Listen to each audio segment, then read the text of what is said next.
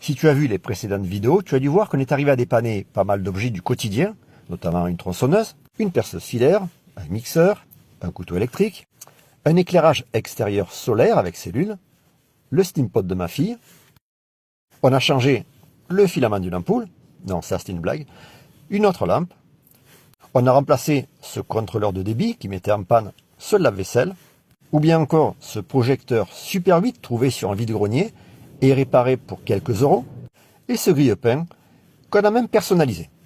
On a seulement eu besoin pour ces dépannages d'un multimètre, de quelques outils, tournevis, pince coupante, un fer à souder, et finalement pas grand-chose d'autre. Le problème, c'est que ces vidéos sont mélangées au milieu de bien d'autres thèmes et c'est difficile de s'y référer.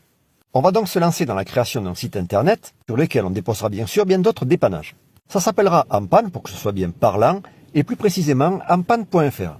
Et là le hic, c'est qu'à la base en informatique, je suis un peu comme une poule devant une boîte de conserve. Je ne sais pas si tu visualises le truc. Et donc si tu es comme moi, que tu as tendance à mélanger les termes CSS, PHP, HTTP, HTML, IP, CMS, URL, alors cette vidéo peut t'intéresser. D'abord l'URL, c'est l'adresse internet, le lien qui permet d'accéder à une ressource de données précise, en l'occurrence un site internet. À ne pas confondre avec l'adresse IP qui, elle, est une série de chiffres qui permet d'identifier un appareil en particulier connecté sur un réseau local ou internet. Revenons sur l'URL, il sera d'abord composé du protocole de transfert. Souvent d'ailleurs HTTP, ça aurait pu être FTP ou SMTP. Juste une remarque, HTTP utilise aussi un protocole de contrôle de transmission qui est TCP.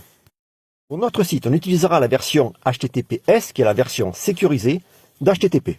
Le terme suivant, WWW, World Wide Web. On l'appelle tout simplement Web, c'est l'application qui permet d'accéder au réseau Internet. Internet, lui, c'est l'infrastructure du réseau. Vient ensuite le nom de domaine qu'on a dû réserver, ça s'appelle donc empanne.fr. .fr étant une extension, on aurait aussi pu choisir .net, .com, .org ou d'autres encore. On a ensuite eu besoin d'un serveur hébergeur pour installer notre site. On a choisi Ionos. Si on en avait eu les compétences, on aurait pu créer notre site nous-mêmes de A à Z. On a préféré installer un CMS pour nous aider à la création du site. Et comme CMS, on a choisi WordPress. On aura tout de même besoin de quelques connaissances en programmation pour améliorer le site, notamment sur le langage HTML. Il permet de structurer les informations grâce à des codes balises. Plus le langage CSS qui lui sert à la mise en forme des données. Et plus enfin le langage PHP qui lui permet de définir le script, c'est-à-dire le déroulement des instructions. Certains CMS, autres que WordPress, utilisent d'autres éditeurs de script comme JavaScript. Quant à nous, on va procéder pas à pas pour développer et améliorer notre site jour après jour.